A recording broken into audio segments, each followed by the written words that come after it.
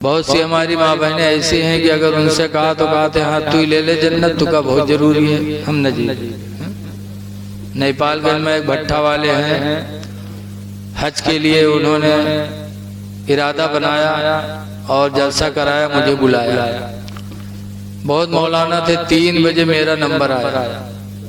आज तो मौलाना अनवारुद्दीन साहब का बड़ा करम है कि इन्होंने लाया और मुझे फौरन बिठा दिया। 3 बजे नंबर आवा तो हम पड़े रहे से। देखा कि 3 बजे रात की एक बुढ़िया कहूँ गिलास उठावे, कहूँ जग उठावे, खानदान रहा था, खानदान में बर्तन इधर उधर पड़े रहा था, तो कहूँ गिलास बटोरे, कहूँ जग बटोरे, कहूँ प्लेट उठावे, खुद दौरी घूमे। तो हमरे उठी रहे, तो हम कहें तुम कहाँ रहा तो बूढ़ी अम्मा? तो कहें मौलाना भैया उन्हें बूढ़ू हज करे जाते, उनकी बीवी हुई है। तो हम कहें तुम हो जाता? कहे नहीं भैया हम नहीं जाते। हम कहें का है? भट्ठा चला थे, कहूँ गरीब थोड़ो। कहें पैसा तो है लेकिन हम बीमार रहे थे, चले फिर मजबूर हम कहें तोबा तोबा, 3 बज के दुनिया सोए के तुमका नींद न है, तुम गिलास और जग उठावा तो खुद दौरी घूमत हो, और खुदा के घर जाने के लिए तुम बीमार हो। एक औरत जब खाने काबा के तवाफ के लिए निकला करती है, हजरत आयशा सिद्दीक़ा रज़ी अल्लाह ताला अन्हा रसूलुल्लाह की बीवी हैं, इन्होंने जिहाद की इजाजत मांगी सरकार से। हजरत आयशा ने कहा अल्लाह के रसूल, मर्द लोग अल्लाह के राह में निकल कर जिहाद करते हैं, हमें भी इजाजत दे दो, हम भी अल्लाह के राह में जिहाद करूंगी। तो सरकार ने फरमाया ऐसा जिहाद न करो, जिहाद कुन्नल हज्जुल मबरूर, तुम सबका जिहाद तो हज मकबूल है, हज कर लो यही तुम्हारे लिए जिहाद है, उम्रा करो यही तुम्हारे लिए जिहाद है। खुश नसीब है औरत जो अपने शौहर के साथ यह मुबारक सफर करे। सफर ये सब इश्क की बुनियाद है, जिसके दिल में इसके रसूल होगा वही ये सफर करेगा। आला हजरत जा रहे थे अपनी अम्मी अब्बू के साथ हज करने, और बैठे नाते नबी लिख रहे थे कि वहां जाऊंगा पढ़ूंगा, उनकी महक ने दिल के गुंजे खिला दिए, जिस राह चल दिए हैं कूचे बसा दिए। नात लिख रहे थे जहाज गड़बड़ हो गया, ऐलान हो गया कि लोग अपने अपनी तैयारी करें, जहाज पानी में डूबने वाला है, अपने अपनी मौत की तैयारी करें, पानी जहाज मौज में फंस गया है। आला हजरत की माँ घबराती हुई आला हजरत के पास आई, देखो लिख रहे, कहा बेटा क्या कर रहे हो? ऐलान हो गया तैयारी करो, जहाज मौजों में नजर होने वाला है, मौत आने वाली है। आला हजरत इमाम अहले सुन्नत ने जब सुना तो उसी में एक शेर लिखा था मदीने की तरफ, या रसूल अल्लाह आने दो या डिबो दो, अब तो तुम्हारी जानिब, आने दो या डिबो दो, अब तो तुम्हारी जानिब, और कश्ती तुम्ही पे छोड़ी लंगर उठा दिए, कश्ती तुम्ही पे छोड़ी। इसके रसूल बहुत बड़ी दौलत है। हवाला हजरत इमाम अहले सुन्नत ने जैसे शेर उसमें जोड़ा कि आने दो या डिबो दो, अब तो तुम्हारी जानिब, कश्ती तुम्ही पे छोड़ी लंगर उठा दिए हैं। जैसे आला हजरत इमाम अहले सुन्नत ने शेर जोड़ा, वैसे अल्लाह का करम हुआ कि मौज खत्म हो गया और जहाज को निजात मिल गई, जहाज समंदर के किनारे पहुंच गया। जब इश्क होता है तो इश्क में बड़ा असर रहता है। आज मुसलमान कहता है कि हम आशिक हैं, लेकिन मुसलमान खाए पिए के आशिक है, अल्लाह रसूल के कहाँ आशिक है? एक सफर में 3 लोग निकले, एक ईसाई, एक यहूदी और एक मुसलमान, तीनों सफर में निकले।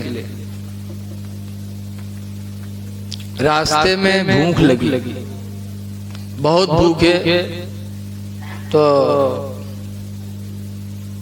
किसी ने खीर दिया और खीर बहुत थोड़ी थी।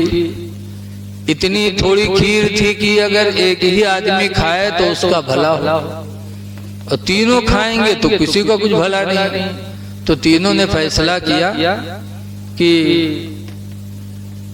यार ये खीर इस वक्त न खाए जाए, थोड़ी खीर है, तीनों लोग खाएंगे, किसी का भला नहीं होगा, लिहाजा खीर रख दो, सब लोग सो जाएं रात में और सुबह उठें फिर अपना अपना ख्वाब बयान करें।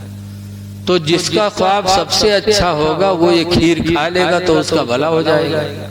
तो तीनों मीटिंग कई दिनों खीर रख दी और तीनों सोई गए कि बढ़िया ख्वाब देखा जाएगा, बयान किया जाएगा, जिसका ख्वाब अच्छा होगा उसको खीर मिलेगी खाने की। तो ईसाई जल्दी सोएगा कि जल्दी ख्वाब देखे, और यहूदी भी जल्दी सोएगा वो कि हम भी जल्दी ख्वाब देखें। लेकिन मुसलमान बगैर खाए कहाँ सोएगा? यहूद ने आँखें बंद कर ली और खौ खौ बजा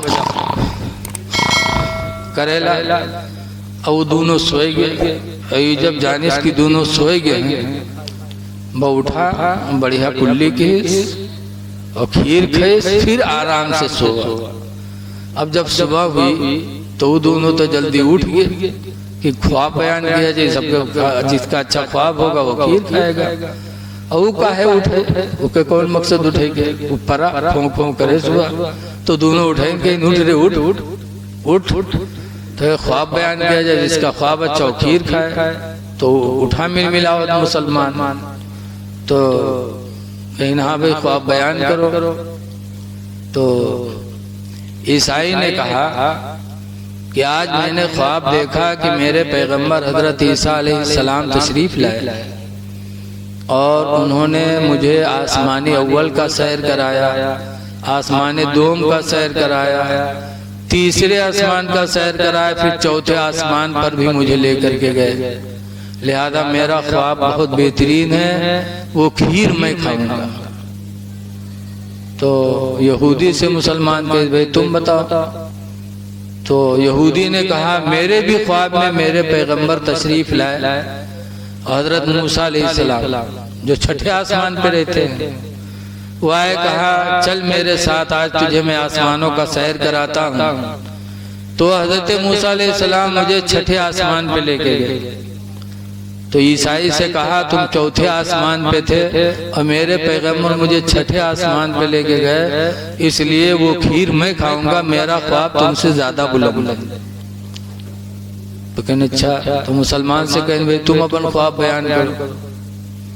तो मुसलमान ने कहा मैं जैसे सोया, मेरे पैगंबर हजरत मोहम्मद सल्लल्लाहु अलैहि वसल्लम आए और कहा उठ उठ, सुबह तुझे रोजा रखना है, सेहरी नहीं करेगा, उठ जल्दी सेहरी कर ले।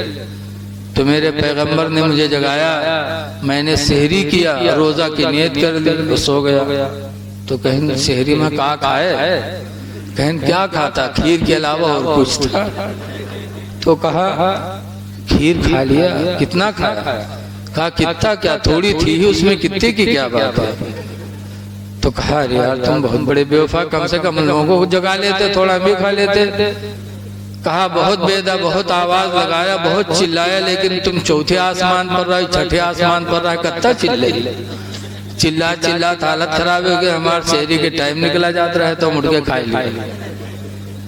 पता चला कि मुसलमान आमाले सालिहा में तो पीछे रहता है, लेकिन खाने में पीछे नहीं रहता है। ऐ लोगों, खाने के लिए नहीं पैदा हुए हो, इबादत के लिए पैदा हुए हो। अल्लाह ने हमको तुमको इबादत के लिए पैदा किया है, तो 4 दिन की जिंदगी में जितना ज्यादा से ज्यादा हो सके अल्लाह को राजी कर। खुदा जाने किस वक्त मौत आ जाए।